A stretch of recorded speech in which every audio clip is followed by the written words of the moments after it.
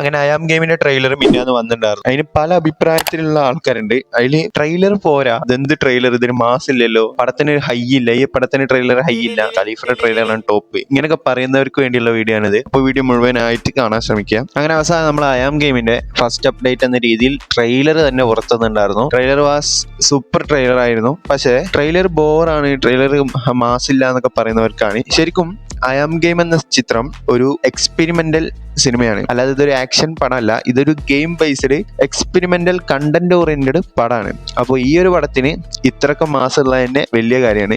ശരിയാണ്, ട്രെയിലറിൽ മാസ് സീനില്ല. പൂർണ്ണമായിട്ട് ട്രെയിലർ കണ്ട് വിലയിരുത്താനും നമുക്ക് പറ്റില്ല. കണ്ടന്റ് ഓറിയന്റഡ് ഒരു സിനിമയാണ്. നഹാസ് ഹിദായത്തിന്റെ രണ്ടാമത്തെ സിനിമ. ദുൽഖറിന്റെ കിങ് ഓഫ് കൊത്തക്ക് ശേഷം 3 വർഷത്തിന് ശേഷം ചെയ്യുന്ന ഒരു സിനിമയാണ്.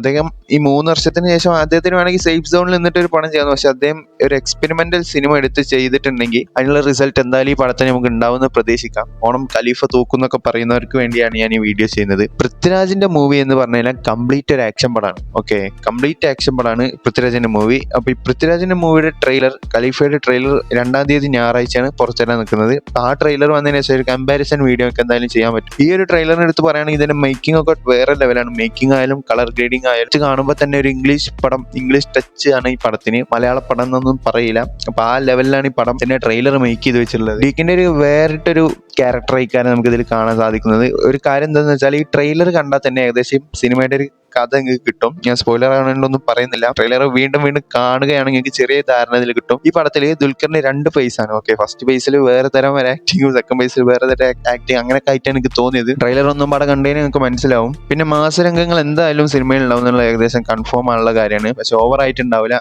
ഓവറായിട്ട് എന്തായാലും എക്സ്പെക്ട് ചെയ്യേണ്ട. മാസരംഗങ്ങൾ എന്തായാലും തീർച്ചയായിട്ടും ഉണ്ടാവും. പിന്നെ ഇതിന്റെ BGM വർക്ക്സ് ഒക്കെ നൈസാണ്. പക്ഷേ ഈ ട്രെയിലറിൽ ലാസ്റ്റ് വന്നൊരു ട്രാക്കൊക്കെ വളരെ അടിപൊളിയായിരുന്നു. നമ്മളെ ബേബിജിനും ജെക്സ് ബിജോയ്ക്ക് ഒന്നിക്കുന്ന ഒരു ട്രാക്കൊക്കെ ഉണ്ട് ഈ പടത്തിൽ. അവരൊക്കെ ഒന്നിച്ച് ഒരു കിടിലൻ പരിപാടി തന്നെയാണ് വരാൻ പോണത്.